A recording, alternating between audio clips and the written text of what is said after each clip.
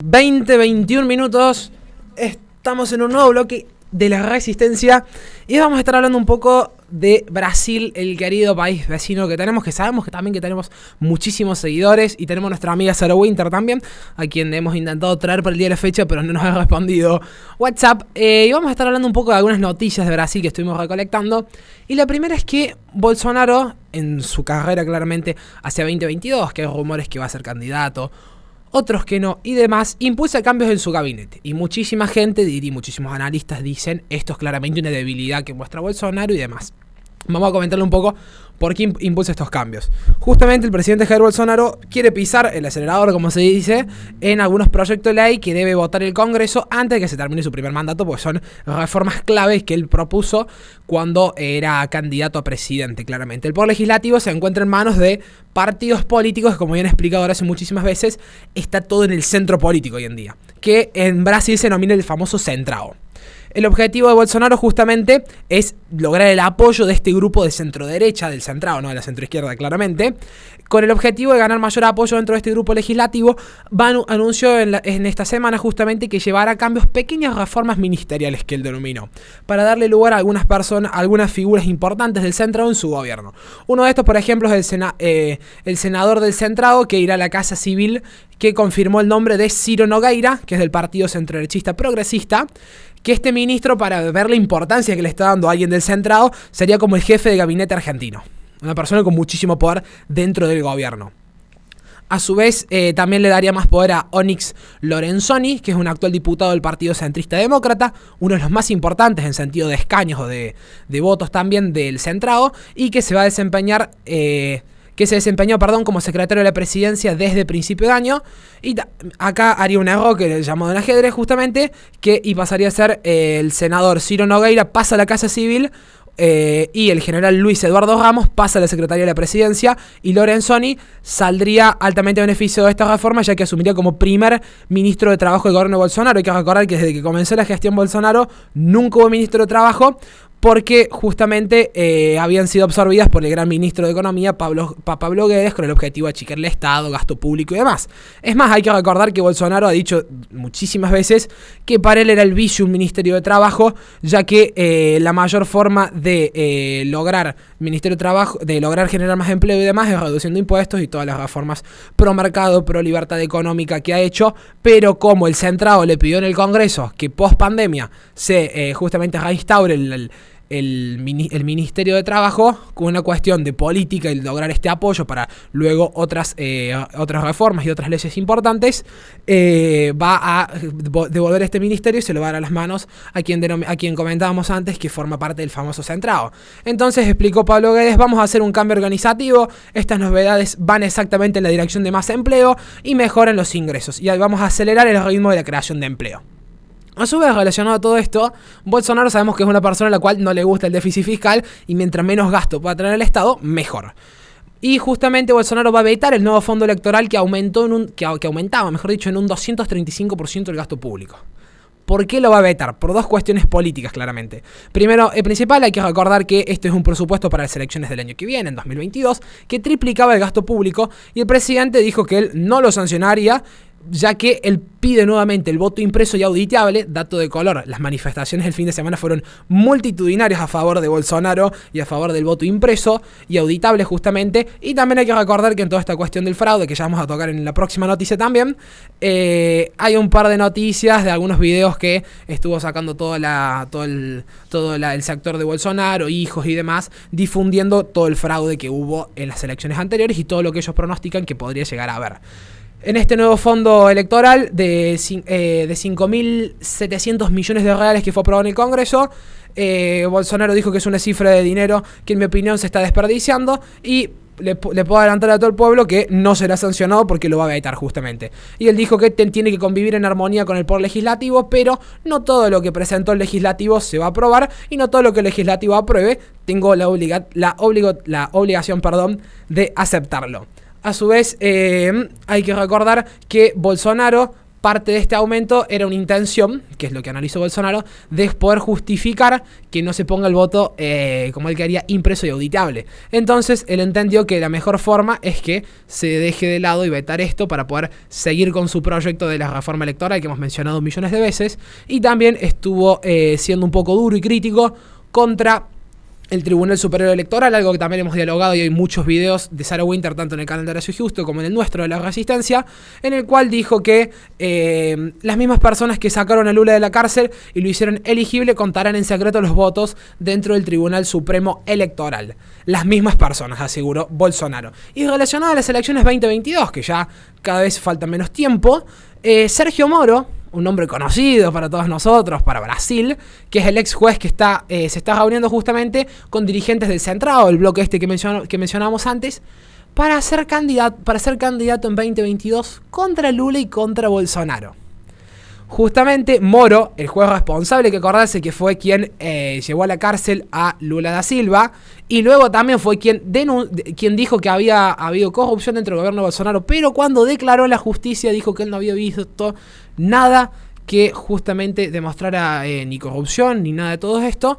La jugada principalmente es aprovechar este vacío político que, según Orivasto Guimareas, un analista político de los cuales está asesorando todo este grupo del Centrado, dice que hay un vacío político y Moro podría convertirse en una alternativa.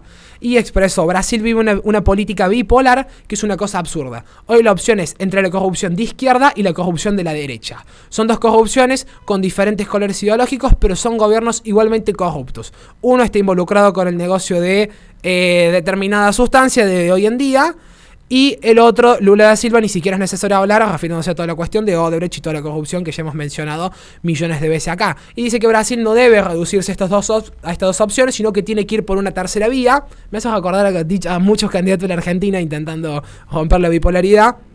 Y justamente desde el espacio Bolsonaro claramente dicen que la candidatura de Moro está siendo financiada y apoyada por el Partido de los Trabajadores para dividir el voto anti-Lula, especialmente con Ciro Gómez, que era otro candidato de izquierda especialmente si no se llegase al acuerdo con Ciro Gómez, que es una estrategia del lado de la derecha y del lado pro-Bolsonaro, de que es un candidato que amenaza con dividir el voto anti-Bolsonaro. Una estrategia parecida de ambos lados que se quieren hacer.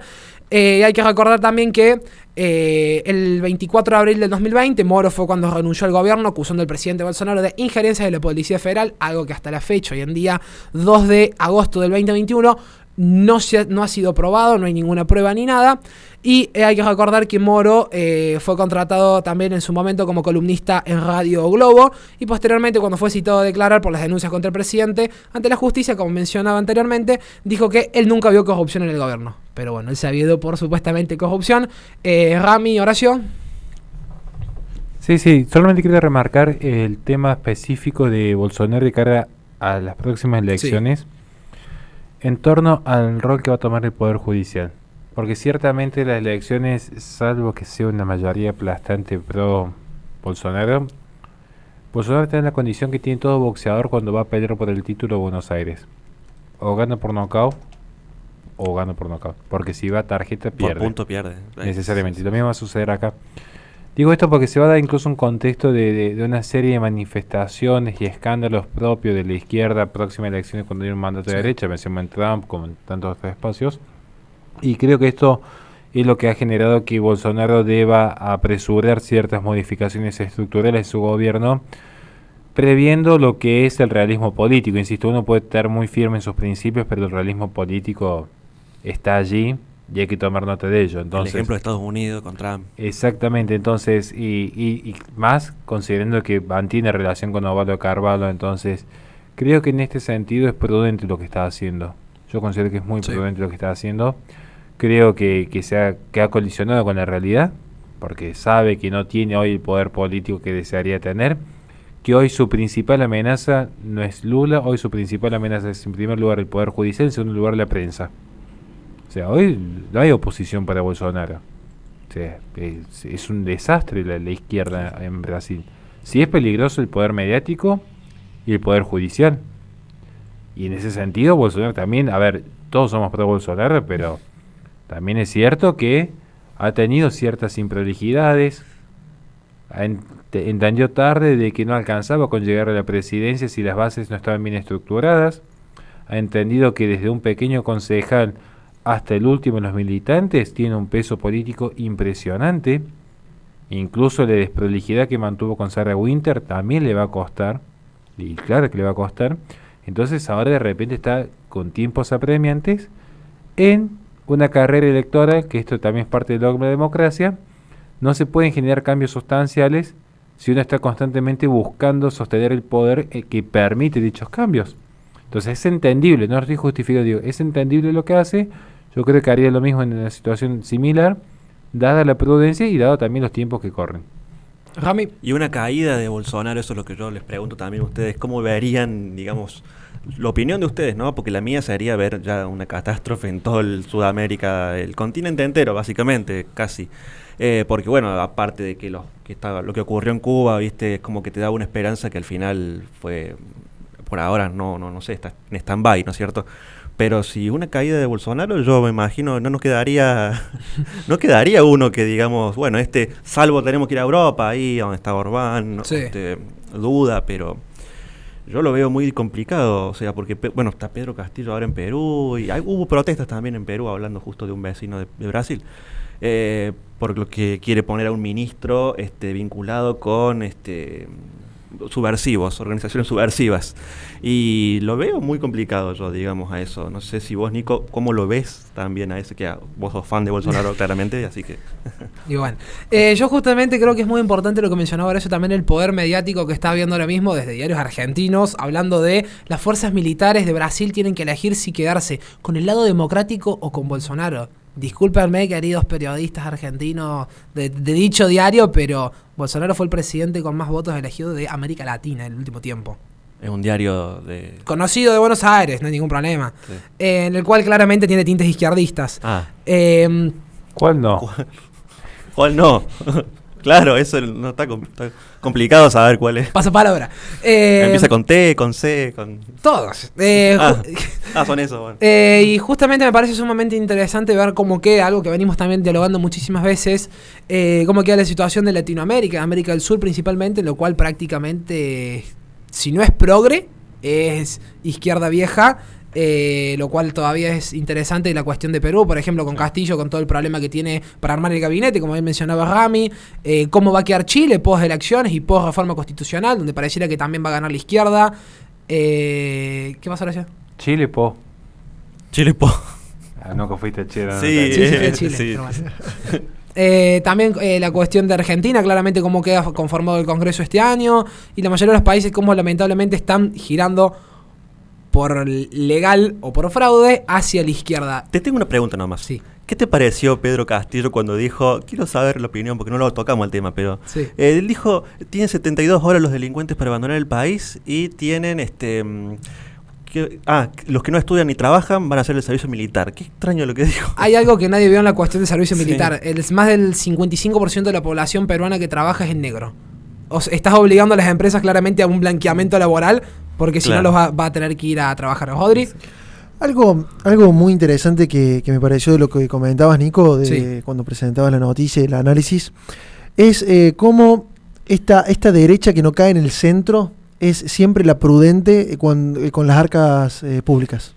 Eso me llamó mucho la atención. Cuando él plantea en vetar un gasto excesivo en época electoral, que es básicamente lo que hacen todos los países de Sudamérica en año electoral. Si ven, se dispara el gasto público, se dispara la inflación, naturalmente en otros países de Latinoamérica mucho menos que como pasa acá. Y me hacía recordar mucho a la posición que tomaban los republicanos en Estados Unidos frente al presupuesto de Biden. Me hacía recordar mucho.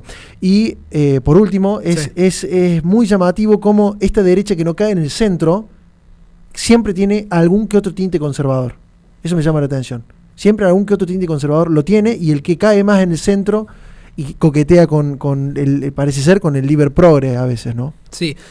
Vamos cerrando el bloque por una cuestión de tiempo. Les recuerdo a toda la gente, estamos todos los lunes de 18 a 21 por Play FM en Córdoba, Carlos Paz, Tucumán, San Fernando, Valle, Catamarca, y también por twitch.tv/la_resistencia. Se pueden comunicar con nosotros tanto por el canal en vivo de Twitch como también al 351-666-2286.